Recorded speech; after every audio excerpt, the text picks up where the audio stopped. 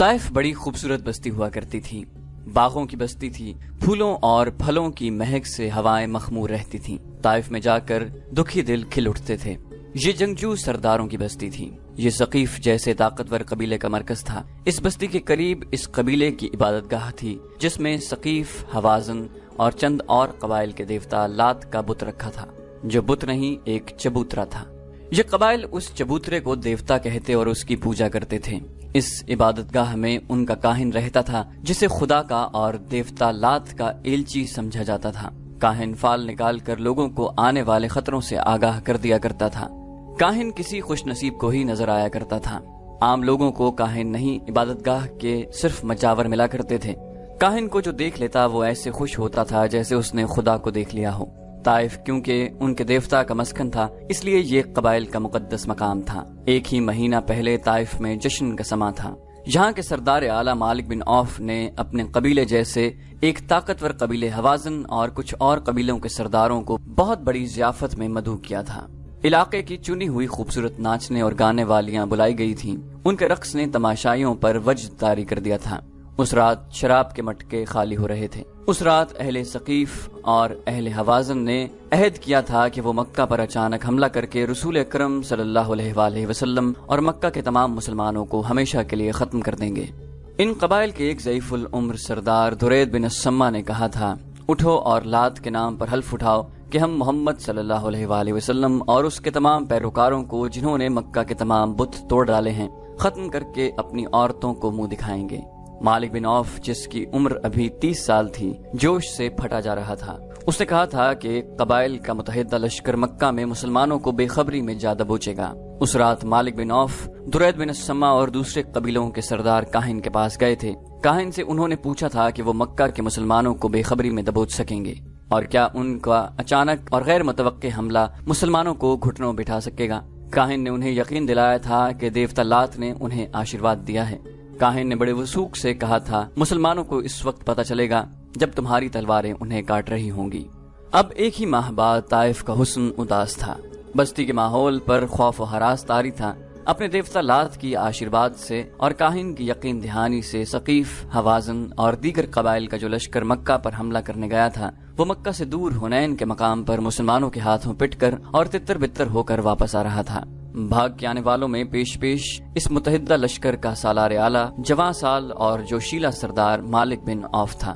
وہ سب سے پہلے اسی لیے طائف پہنچا تھا کہ شہر کے دفاع کو مضبوط بنا سکے۔ مسلمان رسول اکرم صلی اللہ علیہ وآلہ وسلم کی قیادت میں طائف کی طرف بڑھے آ رہے تھے۔ طائف کے لوگوں، طائف کی گلیوں میں گھبرائی سی آوازیں اٹھ رہی تھیں، مسلمان آ رہے ہیں، شہر کا محاصرہ ہوگا، تیار ہو جاؤ، اناج اور کھجوریں اکٹھی کر لو، پانی جمع کر لو۔ سب سے زیادہ گھبراہٹ مالک بن عوف پر طاری تھی۔ اسے طائف ہاتھ سے جاتا نظر آ رہا تھا۔ اسے شکست اور پسپائی کی چوٹ تو پڑی ہی تھی، سب سے بڑی چوٹ اس پر یہ پڑی تھی کہ وہ جب شہر میں داخل ہوا تو عورتوں نے اس کی بہادری اور فتح کے گیت گانے کی بجائے اسے نفرت کی نگاہوں سے دیکھا، اور اس کے لشکریوں کو بعض عورتوں نے تانے بھی دیے تھے۔ بیویاں اور بیٹیاں کہاں ہیں جنہیں تم ساتھ لے گئے تھے؟ عورتیں لشکریوں سے طنزیہ لہجے میں پوچھ رہی تھیں۔ بچے بھی مسلمانوں کو دے آئے ہو؟ یہ بھی ایک تانا تھا جو عورتیں انہیں دے رہی تھیں۔ مالک بن عوف نے اپنے سامنے اپنے نائب سرداروں اور کمانداروں کو بٹھایا اور انہیں بڑے تیز بولتے ہوئے کہہ رہا تھا کہ دوسرے قبیلوں کو بھی شہر میں لے آؤ، مسلمان آ رہے ہیں۔ مالک بن عوف نے ذرا سا بھی آرام نہ کیا، آتے ہی طائف کا دفاع کرنے میں لگ گیا۔ اس کے نائب کماندار اور قاصد پسپا ہو کر آنے والوں کو اکٹھا کرنے میں لگے ہوئے تھے۔ آدھی رات تک وہ تھک کر چور ہو چکا تھا۔ اس نے اپنی سب سے زیادہ حسین اور چہیتی بیوی کو اپنے پاس بلایا۔ وہ آ گئی۔ کیا آپ نے حلف نہیں اٹھایا تھا کہ محمد صلی اللہ علیہ وآلہ وسلم اور اس کے تمام پیروکاروں کو، جنہوں نے مکہ کے بت توڑ ڈالے ہیں، ختم کر کے اپنی عورتوں کو منہ دکھائیں گے؟ بیوی نے کہا، آپ کی فتح کی بجائے ماتھے پر شکست کا داغ لے کر آئے ہیں۔ آپ کے حلف اور عہد کے مطابق میرا وجود آپ پر حرام ہے۔ مالک بن عوف نے غصے سے کہا، تم میری بیوی ہو، میری حکم عدولی کی جرت نہ کرو۔ میں بہت تھکا ہوا ہوں اور میں بہت پریشان ہوں، مجھے اس وقت تمہاری ضرورت ہے۔ بیوی نے کہا، آپ کو میری ضرورت ہے، لیکن مجھے ایک غیرت مند مرد کی ضرورت ہے۔ مجھے اس مالک بن عوف کی ضرورت ہے جو یہاں سے عہد کر کے نکلا تھا کہ مسلمانوں کو مکہ کے اندر ہی ختم کر کے واپس آئے گا۔ کہاں ہے وہ مالک بن عوف؟ وہ میرے لیے مر گیا ہے۔ اس مالک بن عوف کو میں نہیں جانتی جو اپنے قبیلے اور اپنے دوست قبیلوں کی ہزاروں عورتوں اور ہزاروں بچے اپنے دشمن کے حوالے کر کے اپنی خوابگاہ میں آ بیٹھا ہے۔ وہ ایک عورت سے کہہ رہا ہے کہ مجھے تمہاری ضرورت ہے۔ اس حسین عورت کی آواز بلند ہو کر جذبات کی شدت سے کانپنے لگی۔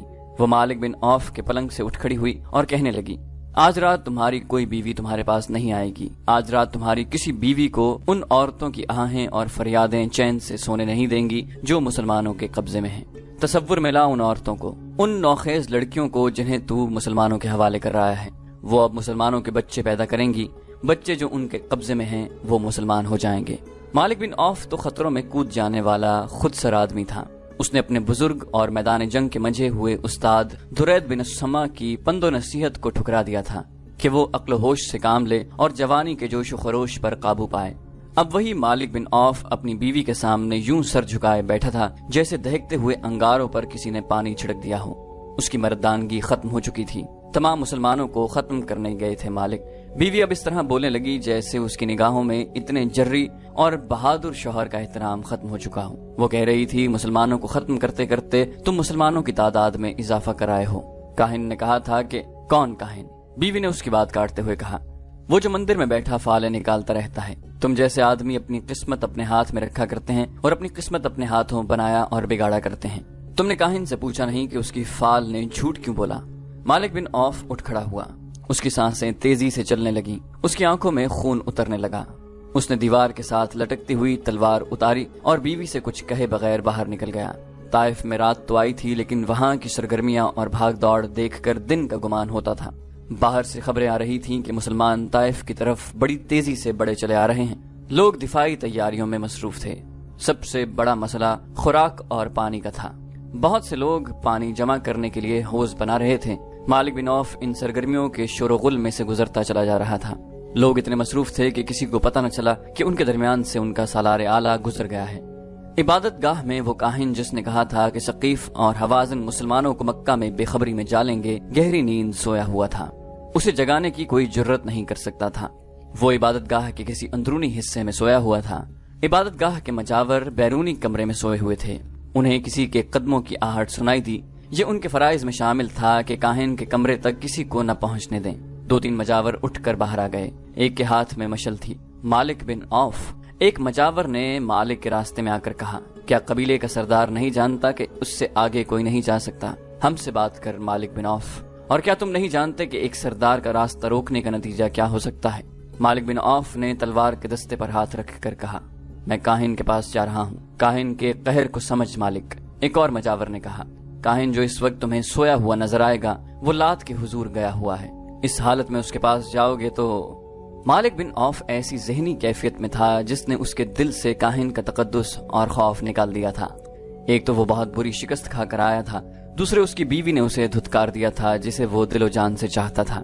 اس نے مجاور کے ہاتھ میں پکڑے ہوئے مشل کے ڈنڈے پر ہاتھ مارا اور اس کے ہاتھ سے مشل چھین کر کاہن کے کمرے کی طرف چلا گیا۔ مجاور اس کے پیچھے دوڑا لیکن وہ کاہن کے کمرے میں داخل ہو گیا۔ کاہن مجاوروں کے شور سے جاگ اٹھا، اپنے کمرے میں مشل کی روشنی دیکھ کر اٹھ بیٹھا۔ مالک بن عوف نے مشل دیوار میں اس جگہ لگا دی جو اسی مقصد کے لیے دیوار میں بنائی گئی تھی۔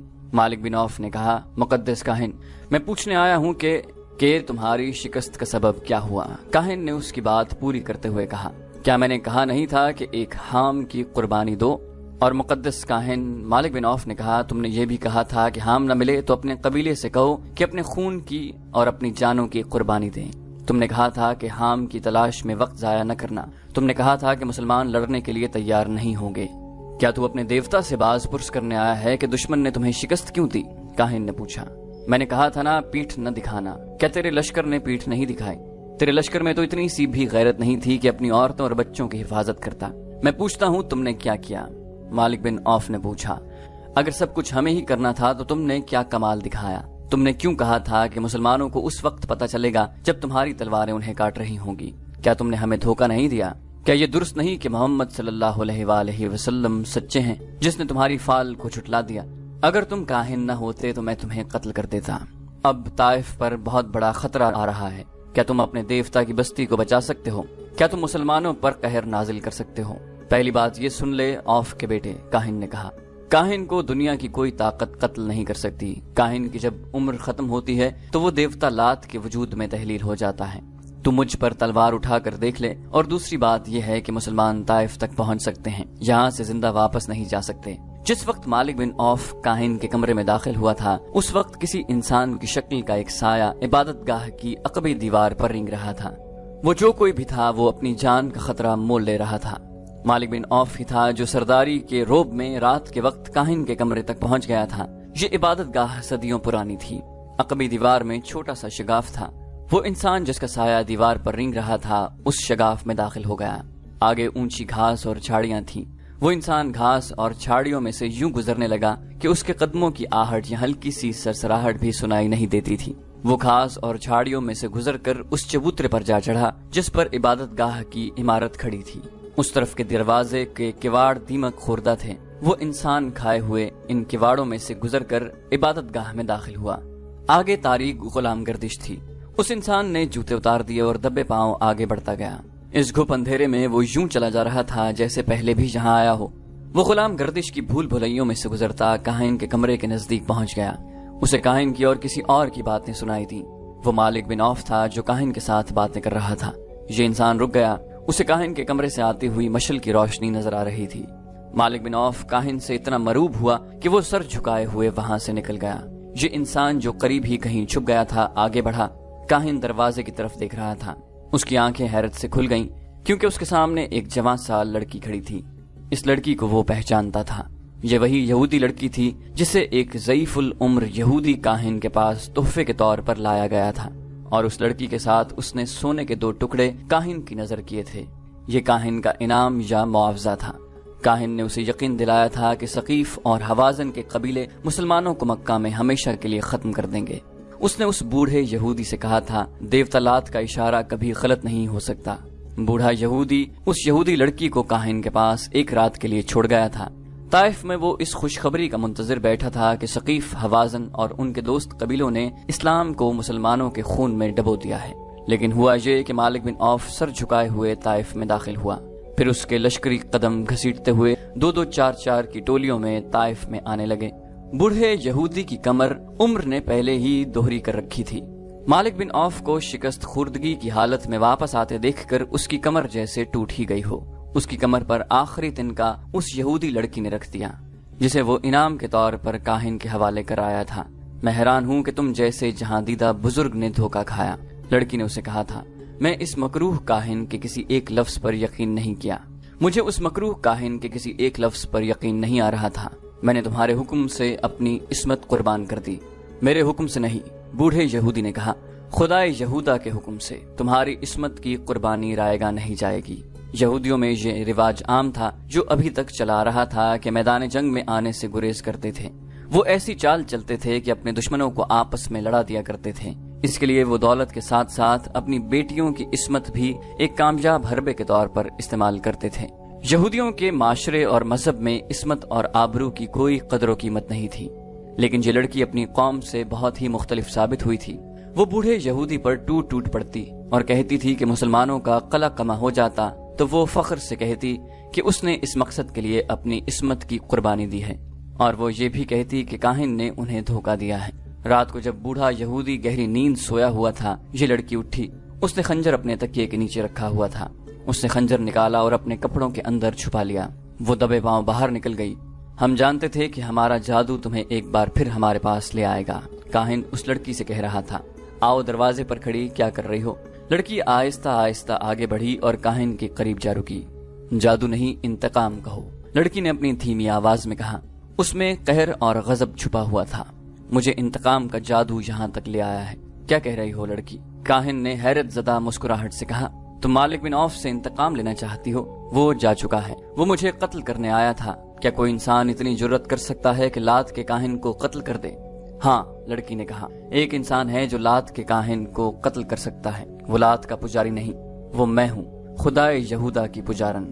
لڑکی نے پلک جھپکتے کپڑوں کے اندر سے خنجر نکالا اور کاہن کے دل میں اتار دیا۔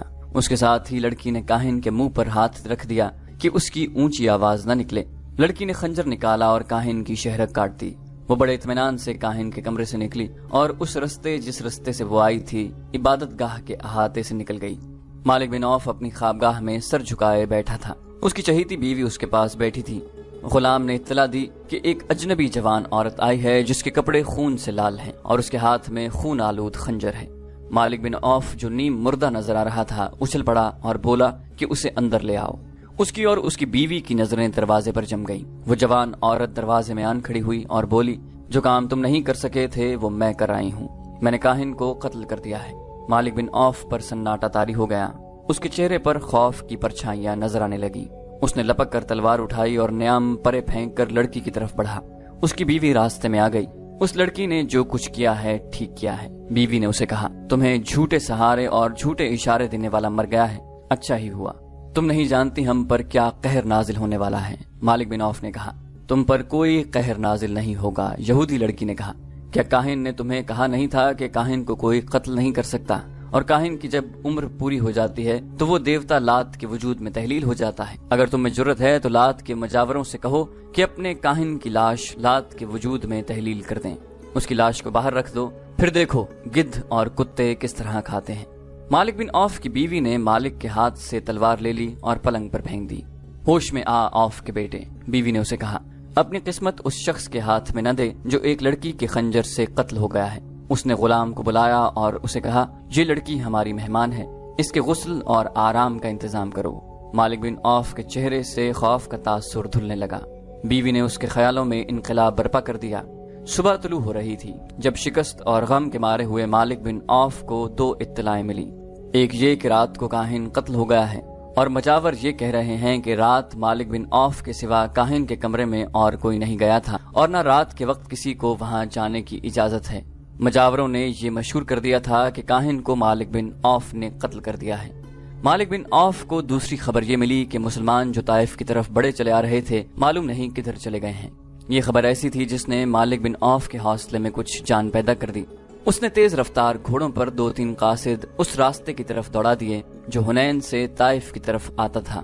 اس کے بعد وہ عبادت گاہ کی طرف چلا گیا۔ اس نے لوگوں کو بڑی مشکل سے یقین دلایا کہ وہ مقدس کاہن کو قتل کرنے کی جرت نہیں کر سکتا۔ لوگ پوچھتے تھے کہ پھر قاتل کون ہے؟ مالک بن عوف نے کہا کہ وہ قاتل کا سراغ جلد ہی لگا لے گا۔ وہ یہودی لڑکی کو سامنے نہیں لانا چاہتا۔ اس نے لوگوں کی توجہ ادھر سے ہٹا کر مسلمانوں کی طرف کر دی جو طائف کو محاصرے میں لینے کے لیے بڑے آ رہے تھے۔ وہ عبادت گاہ کے اندر چلا گیا۔ اس نے مجاوروں کے ساتھ کسی طرح معاملہ طے کر لیا۔ لات کے پجاریوں، ایک بوڑھے مجاور نے باہر آ کر لوگوں کے ہراساں ہجوم سے کہا، ہمارے مقدس کاہن کو کسی نے قتل نہیں کیا، وہ دیوتا لات کے وجود میں گھل مل گیا ہے۔ دیوتا لات کے حکم سے اب میں کاہن ہوں۔ جاؤ اپنی بستی کو اس دشمن سے بچاؤ جو بڑا چلا رہا ہے۔ مالک بن عوف جب اپنے گھر پہنچا تو کچھ دیر بعد اس کے بھیجے ہوئے قاصد واپس آ گئے۔ انہوں نے اسے بتایا کہ اس راستے پر جو طائف کی طرف آتا ہے اس پہ مسلمانوں کا نام و نشان بھی نہیں ہے۔ مالک بن عوف نے اپنے آپ کو دھوکے میں نہ رکھا۔ اس نے اپنے قبیلے کے سرداروں سے کہا کہ محمد صلی اللہ علیہ وآلہ وسلم اپنے دشمن کو بخشنے والا نہیں، وہ کسی نہ کسی طرح سے جوابی وار ضرور کریں گے۔ اس نے اعلان کیا کہ شہر کے دفاعی انتظامات میں کوئی کمی نہ رہنے دی جائے۔ قاصدوں نے مالک بن عوف کو بالکل صحیح اطلاع دی تھی کہ طائف کے راستے پر مسلمانوں کا نام و نشان نظر نہیں آتا، لیکن مسلمان سیلاب کی طرح طائف کی طرف بڑے چلے آ رہے تھے۔ انہوں نے رسول اکرم صلی اللہ علیہ وآلہ وسلم کے حکم سے راستہ بدل لیا تھا۔ بدلا ہوا راستہ بہت لمبا تھا، لیکن رسول کریم صلی اللہ علیہ وآلہ وسلم نے اتنا لمبا راستہ اختیار کرنے کا فیصلہ اس لیے کیا تھا کہ چھوٹا راستہ پہاڑیوں اور چٹانوں میں سے گزرتا تھا، کھڈ نالے بھی تھے۔ رسول کریم صلی اللہ علیہ وآلہ وسلم نے اپنے سالاروں سے کہا تھا کہ حنین کے پہلے تجربے کو نہ بھولو۔ مالک بن عوف بڑا جنگجو ہے۔ آپ صلی اللہ علیہ وآلہ وسلم نے فرمایا کہ طائف تک کا تمام علاقہ گھات کے لیے موزوں ہے۔ مالک بن عوف ایسی ہی گھات لگا سکتا ہے جیسی گھات میں اس نے خالد بن ولید رضی اللہ عنہ کو تیروں سے چھلنی کر دیا تھا۔ رسول اکرم صلی اللہ علیہ وآلہ وسلم نے جو راستہ طائف تک پہنچنے کے لیے اختیار کیا تھا وہ وادی الملیح سے گزرتا تھا اور وادی القرن میں داخل ہو جاتا تھا۔ آپ صلی اللہ علیہ وآلہ وسلم اپنے لشکر کو وادی القرن میں سے گزارنے کے بجائے طائف کے شمال مغرب میں 7 میل دور نکل گئے اور نخب اور ساویرا کے علاقے میں داخل ہو گئے۔ یہ علاقہ نشیب و فراز کا تھا، اس میں پہاڑیاں اور چٹانیں نہ ہونے کے برابر تھیں۔ तो दोस्तों ये थी हमारी आज की एपिसोड। उम्मीद करते हैं आपको हमारी एपिसोड पसंद आई होगी। जाने से पहले इस वीडियो को लाइक, शेयर और कमेंट करना मत भूलिए। और अगर आप हमारे चैनल पर नए हैं तो इसे सब्सक्राइब कीजिए और बेल आइकन पर क्लिक कीजिए ताकि आपको तमाम वीडियोस फौरन मिलती रहें।